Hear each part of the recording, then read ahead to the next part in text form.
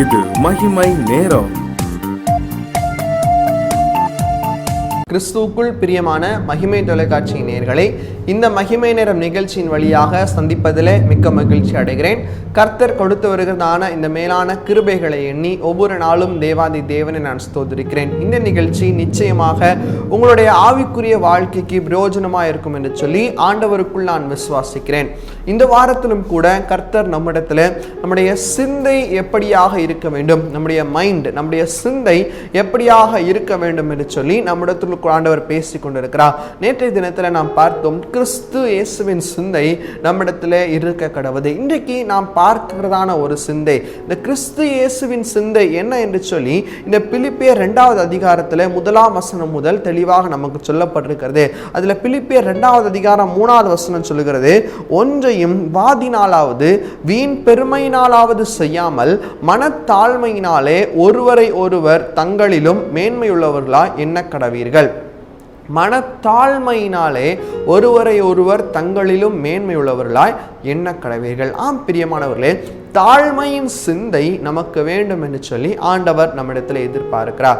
ஒரு நிமிடம் நம்மை நாமே யோசித்து பார்ப்போம். இன்னைக்கு ஆண்டவர் நம்மை சந்திக்கவில்லை என்று சொன்னார், ஆண்டவர் யாரோ நம்முடைய குடும்பத்தில் யாரோ ஒருத்தரை கர்த்தர் சந்தித்ததன் மூலமாக இன்னைக்கு நம்ம ஆண்டவருடைய வார்த்தையை கேட்டு கொண்டிருக்கிறோம். அவருடைய சிறகுகளின் கீழாக நாம் வந்து கொண்டிருக்கிறோம். அவருடைய சொந்த பிள்ளைகளாய் மாற்றப்பட்டு நாம் இன்னைக்கு கிறிஸ்தவர்களாய் நாம் வாழ்ந்து கொண்டிருக்கிறோம். ஒருவேளை இன்னைக்கு அந்த அனுபவம் நமக்கு இல்லை என்று சொன்னால் நம்ம எப்படி இருப்போம்? அப்போ அவருடைய அனுபவத்திற்கு வந்தனா அவர் எப்படி நம்மிடத்துல தாழ்மையா இருந்தாரோ அந்த தாழ்மையை கர்த்தர் நமக்குள்ளாகவும் எதிர்பார்க்கிறார். இன்னைக்கு நிஜமாகவே அந்த தாழ்மையின் சிந்தை நமக்கு காணப்படுகிறதா?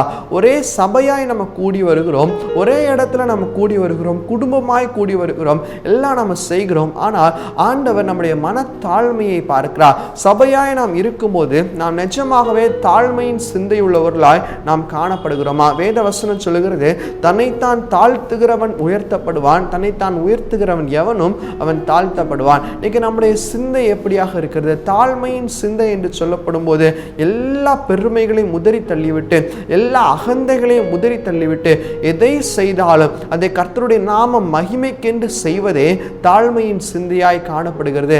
பவுல் சவுலா இருந்தவரை ஆண்டவர் பவுலாய் மாற்றினார். சவுலா இருந்த காலத்தில் அவருடைய வாழ்க்கையில ஒரு அகந்தை காணப்பட்டது, அவருடைய வாழ்க்கையில ஒரு மன மேட்டிமை காணப்பட்டது.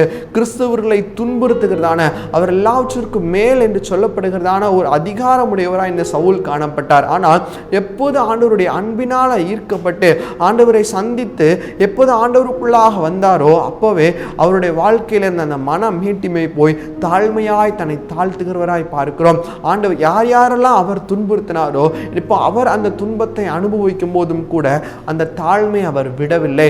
ஆண்டவருக்காக அவர் தாழ்மையாயிருந்தார். இன்னைக்கு இப்படிப்பட்டதான சிந்தை தான் நமக்குள்ள வேண்டும். அதுதான் சொல்கிறது, ஒன்றையும் வீண் பெருமையினாலாவது வாதினாலாவது நீங்கள் செய்யாதிருங்கள் என்று சொல்லி இந்த பிலிப்பியர் 2வது அதிகாரம் 3வது வசனத்துல நாம் பார்க்கிறோம். இன்னைக்கு நம்ம என்ன செஞ்சாலும் ஒருவேளை இதை மற்றவங்க பார்க்கணும், மற்றவர்கள் பார்த்து என்னை பாராட்டணும், மற்றவர்கள் பார்த்து எனக்கு கை கொடுக்கணும், இப்படி நம்முடைய சிந்தை அப்படியாக இருந்து ஒரு காரியத்தை செய்வதை விட ஆண்டவர் என்னை பார்க்கிறார், நான் ஆண்டவருக்கு முன்பாக உண்மையும் உத்தமும் தாழ்மையினாமா செய்கிறேன் அப்படின்னு சொல்லி ஒரு காரியத்தை நம்ம செய்யும் போது அந்த காரியத்தை ஆண்டவர் அங்கீகரிக்கிறார். ஒருவேளை மற்றவர்கள் உங்களை பாராட்டாம இருக்கலாம், ஆனா ஆண்டவருடைய பார்வையில், ஆண்டவருடைய சமூகத்துல நீங்கள் அங்கீகரிக்கப்பட்டவர்களா இருக்கிறீங்க. இன்னைக்கு என்ன செய்தாலும் நமக்குள்ளாக இந்த சிந்தை இருக்கிறதா யோசிச்சு பாருங்க.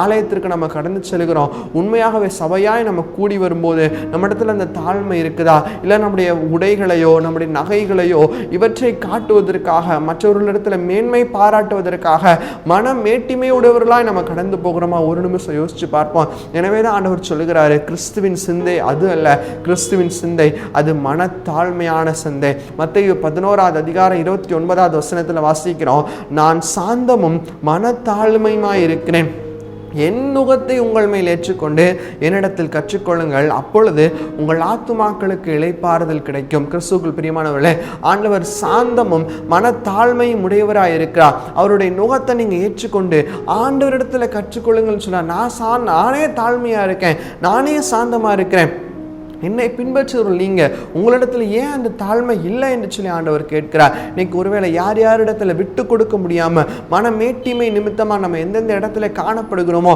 ஒரு நிமிஷம் நம்ம யோசித்து பார்ப்போம். ஆண்டவர் இன்னைக்கு உங்களோடு கூட பேசிக் கொண்டிருக்கிறார். மனத்தாழ்மையோடு கூட எங்கள் செயல்படும்படியா கர்த்தர் உங்களை அழைக்கிறார். கிறிஸ்துவுக்குள் பிரியமானவர்களே, அவருடைய அழைப்பின் சத்தத்தை கேட்டு அவருக்குள்ளாக ஓடி வருகிற ஒரு ஆட்டுக்குட்டியா நம்ம செயல்படுவோம். ரோமருக்கு எழுதின நிருபம் 11வது அதிகாரத்துல 17ஆம் வசனம் முதல் 20வது வசனம் வரைக்கும் ஒரு சின்ன சம்பவத்தை தாழ்மைக்கு ஆண்டவர் அடையாளமாக காட்டுவதை நாம் பார்க்க முடிகிறது. ஒரு காட்டு ஒலிவ மரத்தின் ஒரு கிளையை ஆண்டவர் ஒரு இடத்துல ஒரு ஒலிவ மரத்தினுடைய ஒரு மரத்தோடு கூட ஒட்டி வைத்திருக்கிறதை நம்ம பார்க்கிறோம்.